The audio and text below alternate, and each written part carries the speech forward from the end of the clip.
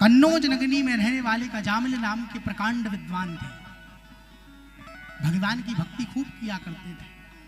एक दिन जंगल जा रहे थे, एक वैश्या के ऊपर दृष्टि पड़ गई। ब्राह्मणत्व सारा नष्ट हो गया। उसको घर लाके रख लिया, अपनी पत्नी को बाहर कर दिया। संतति और भी हुई इनके।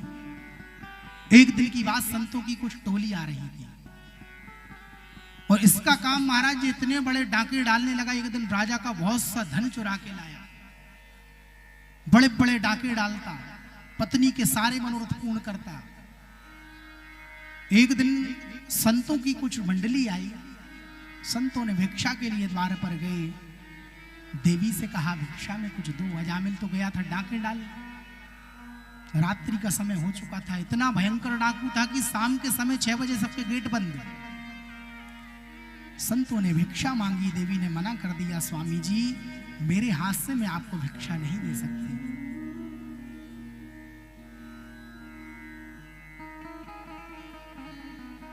मैं भिक्षा नहीं दे सकती,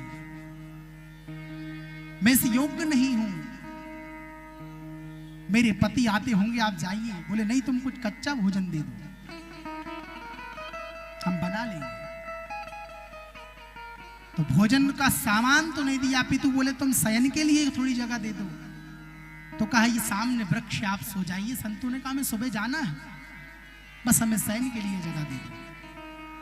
विश्राम किया है संतों ने। अजामिल रात में आया। देवी ने सब बता दिया था, मैंने संतों को रोका है। प्रातः काल उठा हुआ, संत उठ के आया, दरवाजा खटखटाया। देवी, अजामिल निकल के आया। तुम्हारी हिम्मत कैसे हुई मेरे घर में घुसने की? अरे तुमको मेरी पत्नी की वजह से रात में रुकने मिल गया। तुम जानते नहीं हो मेरा क्रोध अभी। बोले हम तो बस ये कहना चाहते हैं कि तुमने हमें आश्रय प्रदान किया और हम हैं संत, बिना कुछ दिए रहेंगे नहीं, इसलिए तुम अपने छोटे पुत्र का नाम नारायण रख लेना। बस इतना हम कहना चाहते हैं। कह के चले गए। मान गया जाने। अब इसका समय बीता महाराज, वो बीमार पड़ा। बहुत बुरी स्थिति जब होने लगी तो अंत समय में पुकारने लगा अपने पुत्र को, नारायण बेटा पानी लाओ, नारायण बेटा भोजन लाओ, नारायण ये करो, नारायण वो करो, नारायण नारायण नारायण नारायण करने लगा। तो अंत समय में भी इसने नारायण को ही पुकार लिया। बेटा नारायण मेरे पास आओ। जैसे ही नारायण के पास आने की कहा, उधर यमराज के यमदूत आ गए। दोनों बोले ये राक्षस पापी ने जीवन भर पाप किया, अब इसे नहीं छोड़ेंगे। उधर भगवान के 2 पार्षद प्रकट हो गए। बोले हमारे प्रभु को पुकारा। अब भगवान के पार्षद और यमराज के दूतों को देख के आपस में बहस हो गई महाराज। बोले नहीं नहीं, ये बहुत बड़ा पापी, हम इसे लेने आए हैं।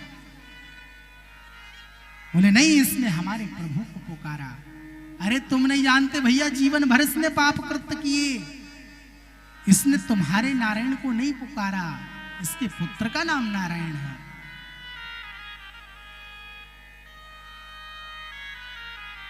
अंतोगत्ता पार्षदों ने कहा इसके पुत्र का नाम 4 साल से नारायण है और मेरे प्रभु का नाम अनादिकाल से नारायण है। मार करके धक्का देके महाराज भगा दिया यमदूतों। काल दंड जाकर के यमराज के सामने फेंक दिया। देखिए,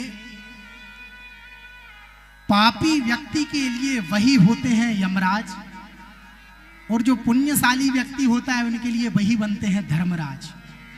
व्यक्ति एक ही है। जाकर के काल दंड फेंक दिया, आज से हमें तुम्हारी नौकरी नहीं करनी। बोले क्या हुआ? बोले नहीं, हमें भगवान के पार्षदों ने मार करके भगा दिया।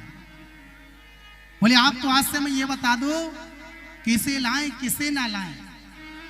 स्वयंभो नारदा शंभो कुमारा कपिलो मनु, प्रहलाद जन को भीष्मो बलि वैयात सार्गिधम, बाद से ते जानम धर्मं भागवतम भटा। ये द्वादश महाभागवत कहे जाते हैं। बोले जो भगवान का नाम लेते हैं, जो वैष्णव तिलक को धारण करते हैं, जो केवल मेरे प्रभु का ही चिंतन करते हैं, ऐसे 12 प्रकार के लोगों के बारे में बताया। बोले इन्हें छोड़ करके जो केवल पाप कर्म करें, चुगली चाटी करें, मांस मंदिरा का सेवन करें, इन सबको मेरे पास पकड़ करके